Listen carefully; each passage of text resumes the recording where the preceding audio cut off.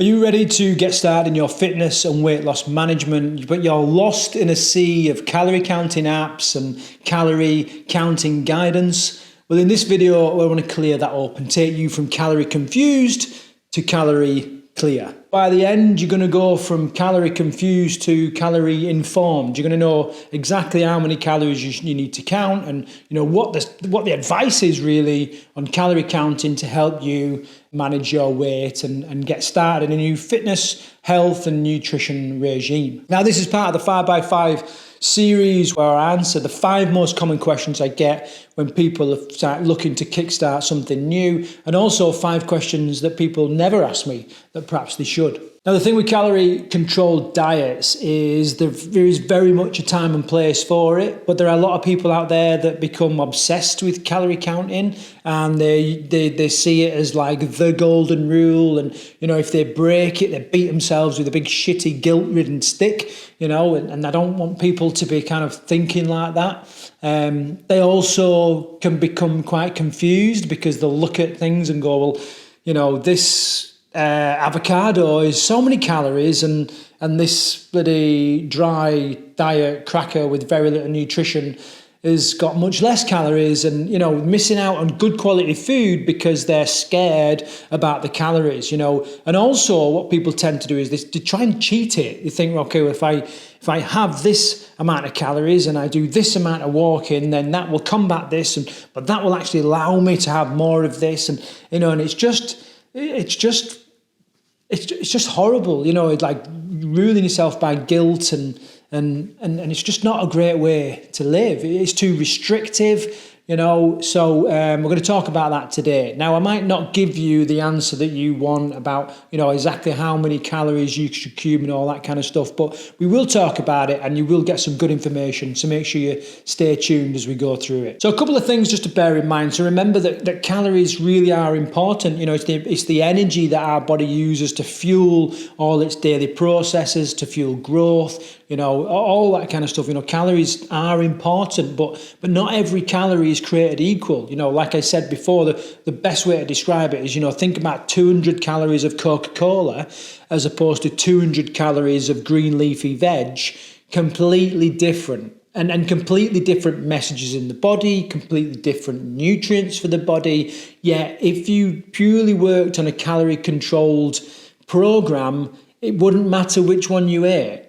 It wouldn't matter which one you fueled yourself on, and some people might try and hack it and have the Coca-Cola because they like it, they like the taste of it, and it gives them that little buzz. And green leafy veg is a bit bland, and all that kind of stuff. But completely different messages, completely different signals in the body, and are going to have a completely different effect on the body, on hunger, on your sugar cravings, on your teeth, just a million different stuff. So hopefully you can see the difference, how not all calories are the same. The other thing to bear in mind is just because you're counting calories doesn't mean you're living a truly healthy or holistic lifestyle. Okay, this is just one part. All right, so bear in mind, and I'm going to tackle all these parts through these different videos. So if you haven't subscribed yet, make sure you do, to make sure that you get early notification of all the different videos that I do. And it also helps spread these videos around the internet to the people that really, really need it. So hit subscribe, and thank you very much when you do. Okay, so a couple of pitfalls. If you don't kind of control or monitor your calories, you have a real chance of not only overeating, which is the thing we think about most, but also undereating, and you can do both, and both can have an adverse effect on weight management, and fitness and health as well. If we're either overeating, we obviously know the downsides to that, but undereating, there's massive downsides to that as well. So, without a sort of general idea of the amount of calories that you're consuming, then, you could fall foul to one of those two. The other thing is, if you kind of obsess over calories, you can develop an unhealthy relationship with food. I've seen it time and time again, and it upsets me because sometimes, you look at a bit of food and even if you pick something in the shops and you read it, it says, okay, this is 157 calories. Well, is it? Because is it exactly the same as what was tested in the lab? Is it like exactly the right amount? And calories can fluctuate. Like the reality of the calories in a packet of food can fluctuate massively. So it's, and then the other thing as well is you might read the calories on a cereal box and think, okay, well, on the box it might say an average cereal portion is this, and therefore the calories are 200 calories or whatever it is. But actually what we do is we tend to eat more than a suggested portion, because a suggested portion is barely anything. We eat 2 or 3 times more, and it's a general idea. So then for you to get really caught up in that and to have a real negative impact on your mental health because of these figures, which sometimes are quite arbitrary, it does upset me. I don't like to hear about that. So I just want you to kind of really do take it all with a pinch of salt and just use it as a guide, because that's what it is. And hand in hand with that, some people generally feel, one, restricted in the amount of food they eat because they're controlling calories, or anxious about food. Now food, we need food. We've got to eat. You can't avoid it, otherwise you really do start to get some poor health problems. So you've got to tackle it. So you want to be kind of guilt-free, anxiety-free. Now you might want to be a little bit restricted, but you shouldn't feel like you're massively restricted, because what happens there is very much like pulling back an arrow in a bow, that you restrict and restrict and restrict, but at some point, bang, the arrow finds, and we kind of tend to overcompensate because we've restricted way, way, way too much. Okay, it's a real problem at the health and fitness retreats that I run, and we see people kind of overcompensate at the end of the week. They restrict themselves and restrict, and then bang, they just overconsume on the day and just ruin a lot of their progress. So we kind of try and do a bit of coaching with them and just prepare them for that day, so that they just don't go headlong, burying the face in M&Ms and all that kind of stuff. So that's that. Right, so I've got a couple of principles that I want to talk about. As always, I've got some notes, so I'm not being rude if I'm looking down at my notes. I'm just checking. And I have a model that I always like to, with all the lessons I do, create a model for you to show that I've done a bit of thinking behind it, but also it'll perhaps help cement the information into your brain as well. And today's model is guide. Okay, I want to give you a guide in regards to calories. So here goes. Okay, first thing, the G. G stands for gauge your needs. Okay, so there's loads of calculators online that you can kind of roughly work out how many calories you should be consuming, both to maintain your weight, increase your weight, reduce your weight, all this kind of stuff. So find one of those calorie calculators and just run through it, and in there you'll be able to add your activity levels as well. Okay, so the idea is we want a rough amount, okay, of how many calories you need. Now there is an amount that an adult male should be consuming and an amount that an adult female should be consuming, but again, think about it. I mean, I'm a relatively short male, so my calorific needs would be the same as a tall adult female. And we get people that come to camp. We get females that come to camp, and they're as big as a bloke. They're as big as a big bloke, and we adjust their nutrition accordingly because they have different calorific needs. And remember, you can underconsume calories just as much as you can overconsume. So the first step really is to gauge your needs, and you can do that relatively easy with an online calculator. Again, it's just a guide. The U, hand in hand with that, is to use tools, okay, whether it's to calculate your calorific needs or whether it's to track how many calories you're consuming, but this becomes really, really hard and pretty much a waste of time unless you're using tools. And hand in hand with that is, you must be logging stuff accurately. You've got to be kind of, a pretty accurate quantity. That will give you as accurate an idea of calories as can be. Like there's a very, very much a difference between a glass of juice and a pint of juice, very, very different. So,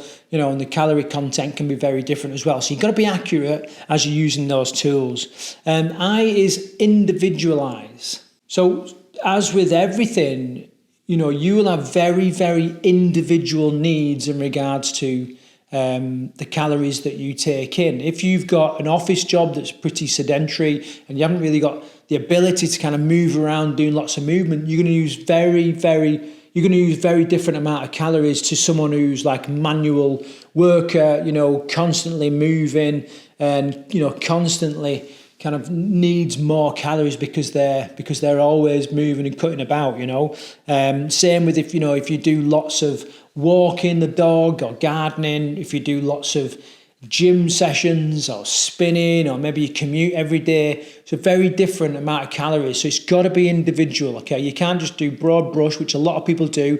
I spoke to people and they'll say, all right, how many calories, not losing weight, okay? How many calories are you sticking to? And they've just plucked this number out of the air with 1,000 calories. Well, where have you got that? And what's the thinking behind it? Because it's too little, and it's I'm going to go lots in the future into fasting and starving and all this kind of stuff and what happens in the body and basically the fact that you're consuming too few calories are having an absolute adverse effect. So it needs to be individual.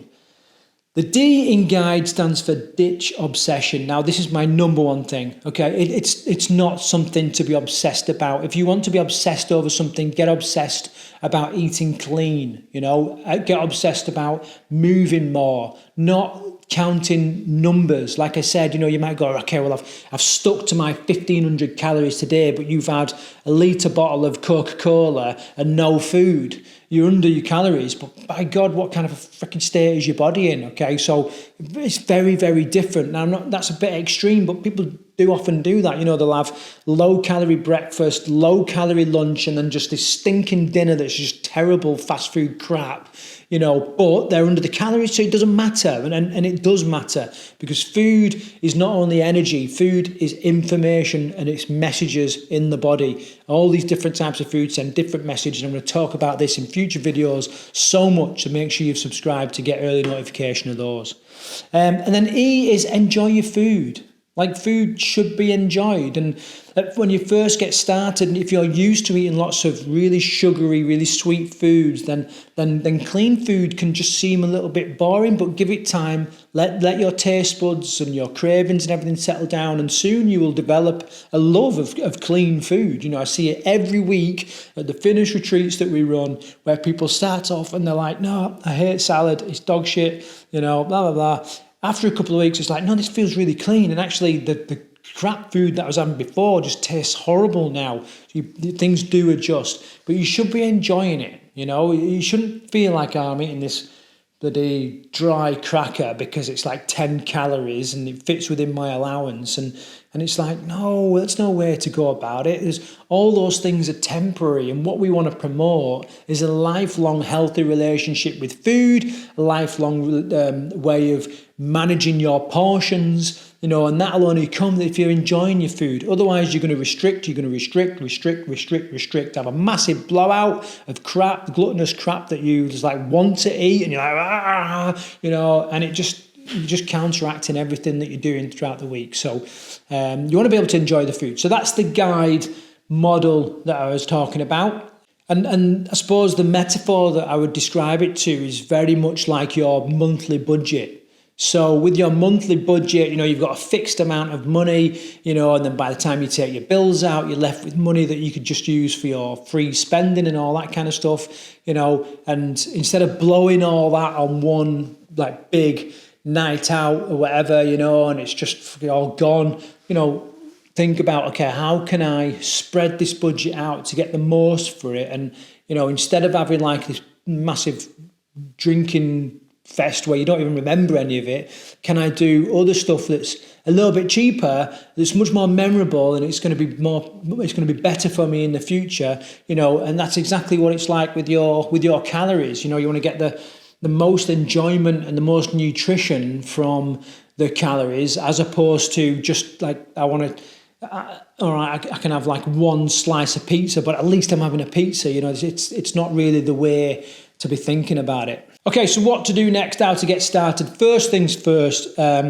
just reflect on your relationship with food. You will know whether, some people are really data driven and they like figures, they like numbers, and they might be exactly the kind of person that can use calories as a guideline and it really, really works. Okay. If you're a much more emotional eater, if you're somebody that tends to get obsessed with numbers and figures and you're already obsessing a little bit about your weight and managing your progress, it's not for you. Okay. Calorie counting is not for you because I always say that, yes, it works. Calorie counting works in a scientific lab, but if we're too emotional to even get to this place where we can moderate what we're doing, there's other things to focus on. So just have a little bit of a review of your relationship with food, and perhaps there's other stuff to tackle there before we settle down into a calorie-controlled routine. Decide on a way that's good for you to track your calorific intake and monitor kind of what you're doing. Some people like apps, some people like to write it down, some people like to just chuck it all on a list, sort it out at the end of the week, but just find something that works for you. One thing it's got to be, though, as I always say, it's got to be accurate and it's got to be honest. There is no real change in that honesty, so be honest, whack it down there, and make sure you're looking out for those those moments in time when you're snacking on the go, because rarely do we account for those things.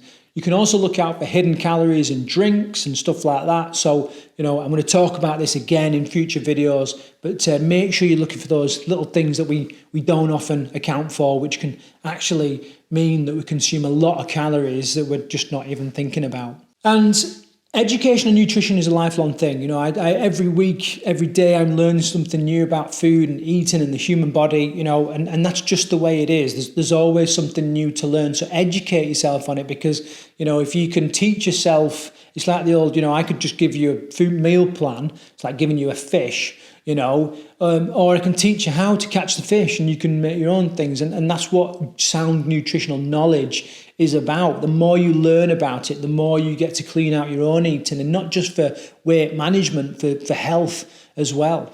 Okay, another tip, that's something you can do, is you can seek nutritional guidance from an expert as well. Now, I will run on a Thursday night a Q&A every week, hand in hand with these videos. So I'll do like pre-recorded videos every day, apart from Thursday, where I'll do a Q&A. So if you've got questions about nutrition, maybe you're going to run, your food and everything for a couple of days, and you've got questions, make sure you join me on those Thursday evenings. Get your questions in, and I'll do what I can to answer them as best I can, live on the YouTubes.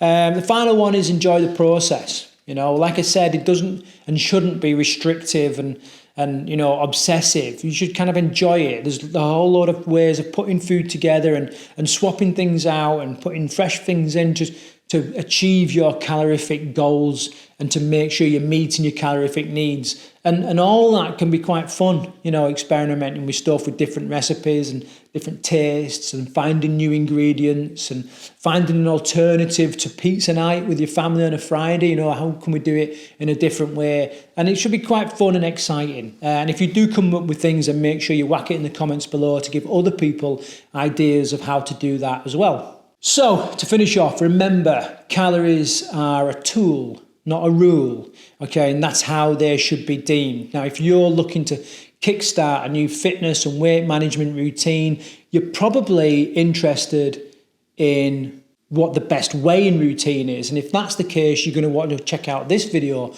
where I talk all about the best weighing routine for kickstarting fitness and weight management.